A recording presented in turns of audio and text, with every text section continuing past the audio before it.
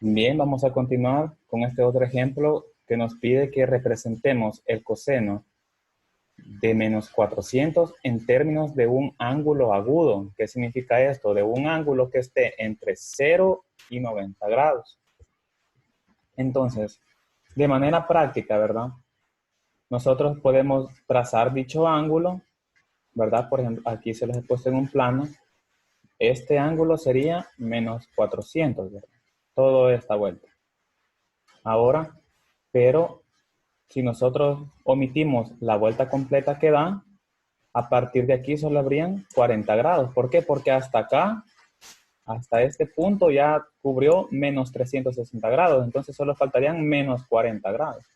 Solo le faltarían esto. Este segmento de ángulo sería menos 40 grados. Ahora este menos 40 grados nosotros lo podemos representar acá como un ángulo de referencia, ¿verdad? Siempre pensando como un ángulo de referencia.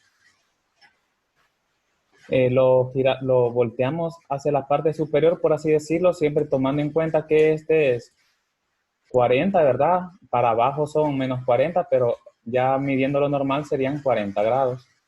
Entonces, pues nosotros podemos escribir coseno de menos 400 como coseno de 40. Es lo que tenemos acá. ¿Qué es lo que tenemos acá? En este ejercicio nos piden que encontremos el ángulo θ que está entre 0 y 360 grados, ¿verdad? Entonces aquí tenemos el primer ejemplo, nos dice que el seno de θ es igual a 1/2. Nos dan esa información, ¿verdad? Y aquí nosotros fácilmente podemos utilizar la calculadora y sacar seno inverso de 1/2 y nos va a dar 30 grados. Ese no es el problema, ¿verdad? Llegar a que el ángulo es 30 grados. El detalle está que como nos dice que el ángulo está entre 0 y 360 grados, normalmente siempre van a haber dos ángulos que cumplan dicha condición. Entonces, ¿cómo vamos a encontrar el otro ángulo? Si nosotros nos fijamos acá, nos dice que el seno es positivo en el primer y segundo cuadrante. Y eso, pues, ¿por qué vemos eso? Bueno, pues porque acá en el ejercicio nos dice que el seno de θ es igual a 1/2. 1/2 es un número positivo, ¿verdad? Entonces, los ángulos que estamos buscando están en el primero y en el segundo cuadrante. Ya encontramos el primero porque llegamos al inicio de que uno de los ángulos es 30 grados. Ahora, ¿cómo hacemos para encontrar el otro ángulo? Si nos vamos para atrás y vemos ahí la manera de encontrar los ángulos de referencia, nos fijábamos que decía que para encontrar un ángulo de referencia, cuando estamos hablando de otro ángulo en el segundo cuadrante, es 180 menos θ, pero en este caso el que nos interesa encontrar es a θ, ¿verdad? Entonces, pues despejamos a θ de acá, está negativo, pasa a positivo, y el alfa, en este caso, que está representando al ángulo de referencia que nosotros tenemos, que hemos calculado a un inicio, que es 30, ¿verdad?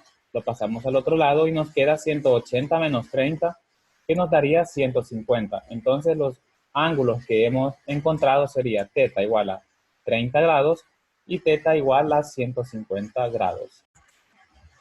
Y para este último ejemplo, primero lo que vamos a hacer es encontrar nuestro ángulo de referencia, ¿verdad? Acá la única información que nos dan es que el coseno de θ es igual a menos 3/4.